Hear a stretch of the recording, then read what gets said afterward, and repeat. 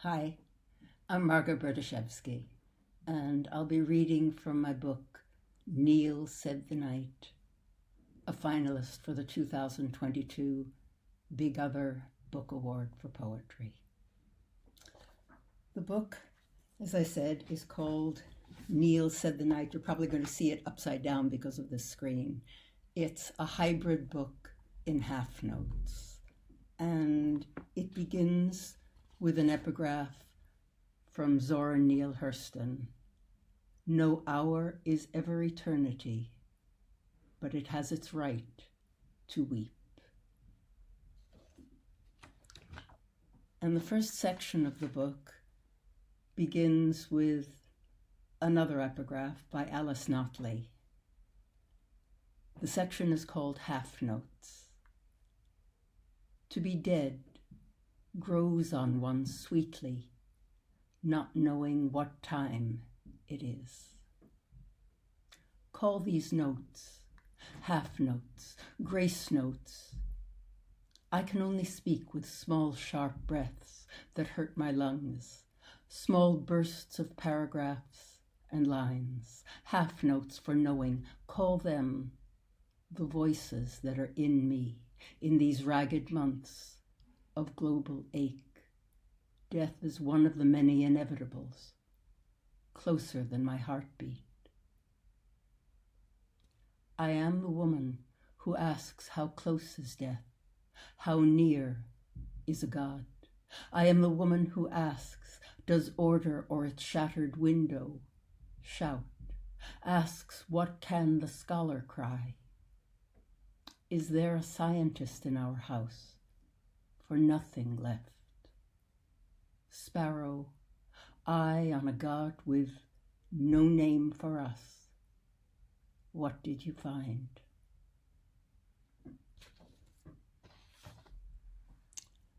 And I will read now the title poem of the book, Neil Said the Night. I sell mirrors in the city of the blind. Kabir. Neil said the night, her full paunch moon, mute as I am. Ask for words, said the night instead. Instead, a turning autumn path where the shepherd and his dog lead their X-marked flock, where morning's cry is 100 made single bleat, made soon 1,000 dry-leafed whispers, made sunrise to its lover, the breeze. The lambs and sheep are X'd for killing, hurry their soiled white woolen bodies as one toward sun. Slaughter ahead, but not yet. And my own marked tongue, like a taut wound watch, ticks trees, ticks bodies, ticks the veiled and the beheaded, ticks presidents, ticks light, ticks stain I cannot say or bend, ticks last year's dead, ticks this year's dead, this morning's mute as a moon, killed. The lambs will be meat before my plea is answered. The reddening forest can hear, urges syllables like breath to a fire, can speak to leaf, lamb, path, moss, stone. It can. Then I can. Land I mouth, hill of the dead, as if a voice. I have heard of ancient bones unearthed mere roads away from here. Skeleton of sounds. Poem, Kneel, said the night. Kneel with me now, with the slaughtered sheep, in case there may be any reply. In solidarity with Ukraine and all other lands and humans X'd for killing.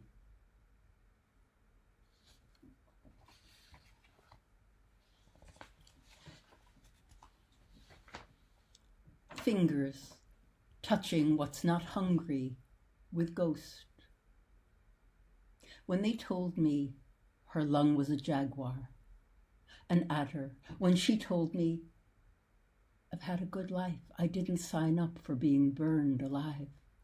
When we touched warm stones together, when she said, let's walk the dawn into sand, no sunrise. I will tell you only once, I hate this. And we kissed.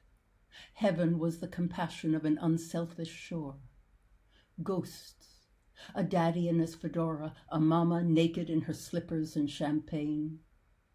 Those who know the canoe leaves its cove with ash in its prow, to be scattered to the waiting sea, where ash will join its woven garland.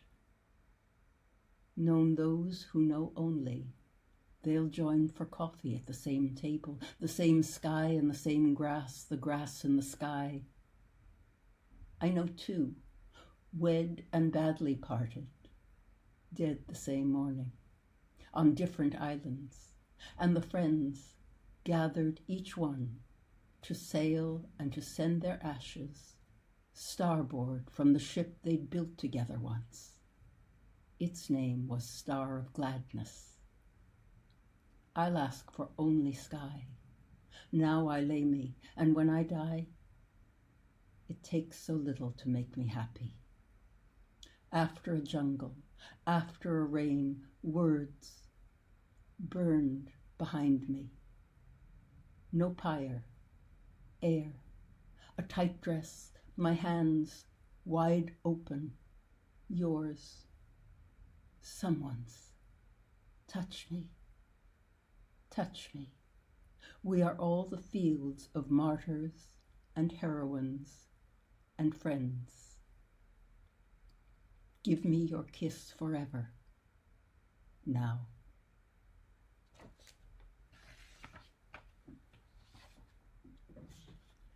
This is an excerpt from a much longer piece. It's called Ends of the Rain, and it begins with a quote from a poem by Jane Kenyon, her poem called Twilight After Haying. These things happen. The soul's bliss and suffering are bound together like the grasses. The last sweet exhalations of timothy and vetch go out with the song of the bird. The ravaged field grows wet with dew. Once upon a time, rains thrashed and pounded against windows, deafening as needles on corrugated tin, wild as branches tearing to ragged whips, and then it stopped. And there was black silence, no stars. And then there were stars. Silence, the word like a boulder, stayed. First it was a good silence, and then it was not. There would be no crying, no tickling, no giggling. Two small naked suns, fists like granite, were trying to be brave. No crying, a command. Not a move, not a single twitch. They nodded. Everything inside and outside went numb. Outside, even the thrush had given up, shut her dry beak over a swallowed stone, would not sing of what she'd seen again, or what she would.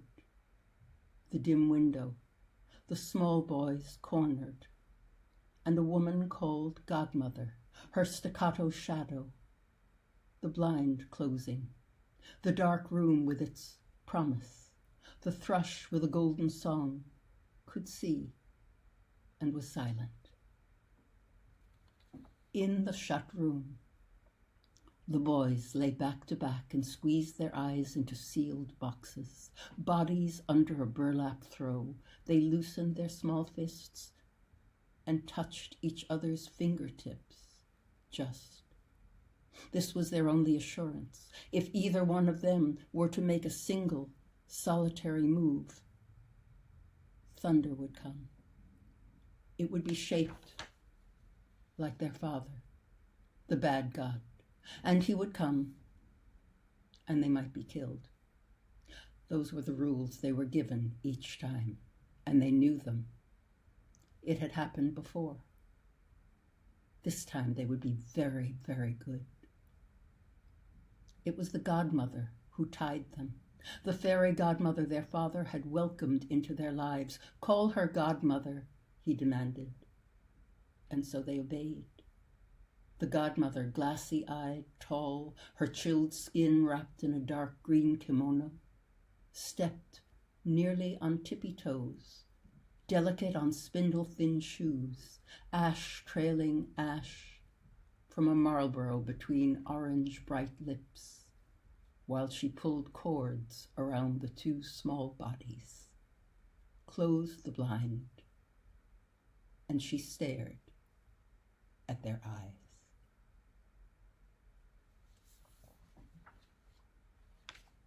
As I told you, it's a book, a hybrid book in half notes. So there are more regularly lined poems and there are more lengthy prose poems. And what I just read is an excerpt from one of the longer ones. And this last that I'll read was published, thank you, John Madeira, in Big Other. And it's called Tattoo Kin.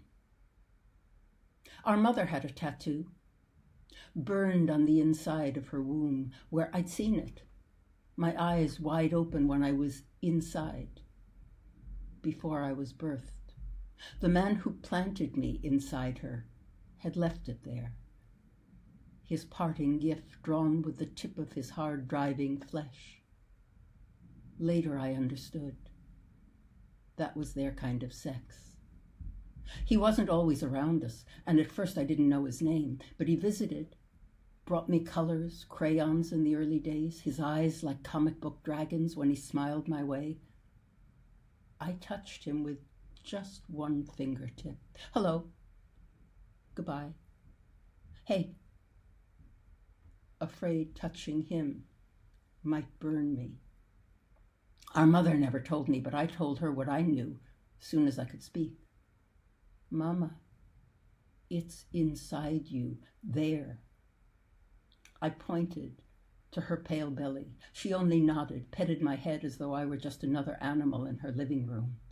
She had a dozen, cats, birds, mice, and me, all of us alive in our different sizes. I had sisters once, I recall, but they'd left when I was born, she said, and then I came needing her love. And that man said, I'm one of hers, girlie, petting my head too. Did he mean he belonged to her? Did he mean he was a brother, a savior, a father, a seed? No one told me. The man who planted and who drew inside her was visiting again, sitting like a conductor in our torn armchair by the setting sun west window, hands waving in time to the music. He hummed more softly than voices of the mice. He watched us all the while. I knew who he was, Mr. Y.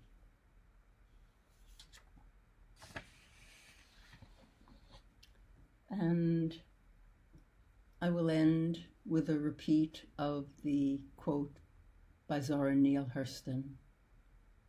No hour is ever eternity, but it has its right to weep. And this a prayer. In the land of afterwards, may we remember the poetry of almost, the large animals who never forget, the sand of our first imprint, its infant step. In the land of before, may the infant's first turning be toward grass, its insistence on green. The leaf, its awareness of falling, scarlet and broken, but ready. In the land of our new fear, may I remember yours and the winter's remarkable determination to sleep until April. Thank you very much.